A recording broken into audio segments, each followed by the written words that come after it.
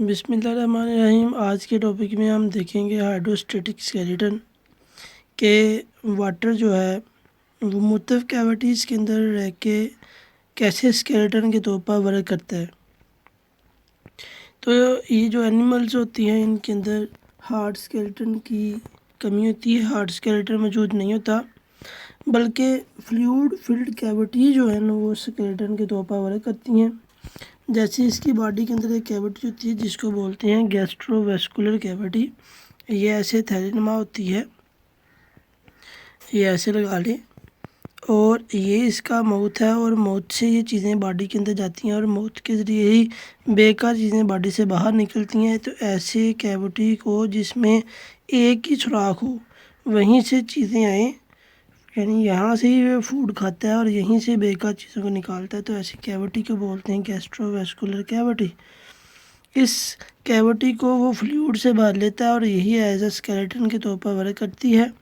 यहाँ इस कुछ एनिमल है जिसकी ये बॉडी को प्रोटेक्शन देता है, सपोर्ट देता है और नरम हिस्सों की प्रोटेक्शन करता है बॉडी के। इसके अलावा जी मसल को कंट्रैक्शन के लिए अटैचमेंट देता है, जिसके रिजल्ट के तौर पर इसकी बॉडी के अंदर मूवमेंट आती है। एग्जाम्पल इसकी एनिलिडा है, नाइडेरियन है और शॉर्ट बॉडी जितने भी एनिमल उनके बॉडी के अंदर इसी तरह का स्केलेटन होता है। एग्जाम्पल में सी एनिमनी है, ये इसकी बॉडी में भी हाइड्रोस्टैटिक स्केलेटन मौजूद होता है। बॉडी सी वाटर से इसकी बॉडी कैविटी फिल्ड होती है और ये जो बॉडी कैविटी है इसके अंदर जो सी वाटर है वो टेंटिकल्स तक आया होता है। ये जो टेंटिकल आप देख रहे हैं ना डायग्राम के अंदर, यहाँ तक ये आया होता है। माउथ को क्लोज करने के बाद अब ये सर्कुलर मसल को कांटेक्ट करता है ना, तो इसकी बॉडी के ऊपर लॉन्गिट्यूडनली एक प्रेशर जनरेट होता है। उसी प्रेशर की वजह से बॉडी अपराइट रहती है, सीधी ऊपर की तरफ रहती है। तो बॉडी के अंदर जो सपोर्ट्स है वो सर्कुलर मसल के ज़रिए और बॉडी के अंदर सी वाटर के ज़रिए बॉडी को सपोर्ट मिलती है। अर्थवर्म की बात करें तो अर्थवर्म के अंदर भी हाइड्रोस्टैटिक स्केलेटन होता है। फ्लूइड फिल्ड कंपार्टमेंट होते हैं, यानी इसमें छोटे छोटे ये देखें डायग्राम में छोटे छोटे पार्ट्स बने हुए हैं जिनके दरमियान कुछ वाल्स लगी हुई हैं जिसे बोलती हैं सेप्टा। यानी हर कंपार्टमेंट एक दूसरे से सेपरेट है बाय सेप्टा। बॉडी के अंदर दो तरह के मसल होती हैं, सर्कुलर और लॉन्गिट्यूडनल मसल। सर्कुलर मसल जब कांटेक्ट करते हैं तो बॉडी इलांगेट हो जाती है, लंबी हो जाती है। इसी तरह जब लॉन्गिट्यूडनल मसल कांटेक्ट होती हैं तो बॉडी शॉर्ट हो जाती है और इस दोनों मसल की कम्बिनेशन से बॉडी के अंदर मूवमेंट पैदा होती है और उस मूवमेंट में सीटें भी हेल्प करती हैं सॉइल को, ज़मीन को या अर्थ को पकड़ने के लिए। इस तरह एनिमल मूव करता है from one point two another point. Skeletal के कुछ फंक्शन है, मेजर फंक्शन है, उसको भी हम आज के टॉपिक में कवर अप करेंगे कि ये बॉडी को सपोर्ट और शेप देती हैं। जैसे जितने भी बॉडी के सॉफ्ट टिश्यू हैं उनकी सपोर्ट करती है। अटैचमेंट ऑफ मसल बोन के साथ ही होती है, यानी जितने भी हमारी बॉडी के स्केलेटल मसल हैं वो बोन के साथ अटैच होती हैं और ये बॉडी को शेप भी देती हैं।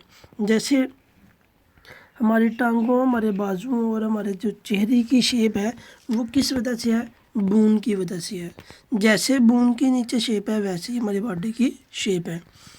प्रोटेक्शन भी ये देती है हमारी बॉडी को, जैसे कि हमारे कुछ इंटरनल ऑर्गन ऐसी हैं जो बहुत ज़्यादा नरम हैं, बहुत ज़्यादा नाजुक हैं और उनकी बहुत ज़्यादा प्रोटेक्शन की ज़रूरत है, जिसमें लीवर हैं, हार्ट्स हैं और लंग्स हैं।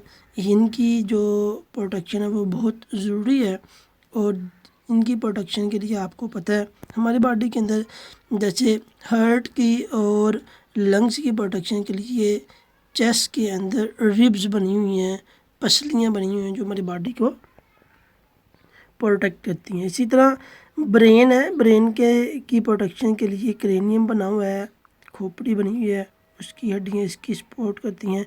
स्पाइनल कार्ड की प्रोटेक्शन के लिए रीढ़ की हड्डी है, ठीक है, वर्टिब्री जो हैं वो इसकी हिफाजत करती हैं। इसी तरह मूवमेंट में भी ये हेल्प करती हैं क्योंकि मसल इसके साथ अटैच होती हैं। जब ये मसल कांटेक्ट करती हैं तो तब ही लोकोमोशन पैदा होती है, तो इट मीन कि ये लोकोमोशन में भी हेल्प करते हैं। मिनरल डेपोजिशन में भी हेल्प करते हैं। बहुत सारे मिनरल ऐसे हैं जो हमारी बॉडी के अंदर हड्डियों के अंदर जाके स्टोर होती हैं, जैसे कैल्शियम है, फास्फोरस है, पोटाशियम है, सोडियम है।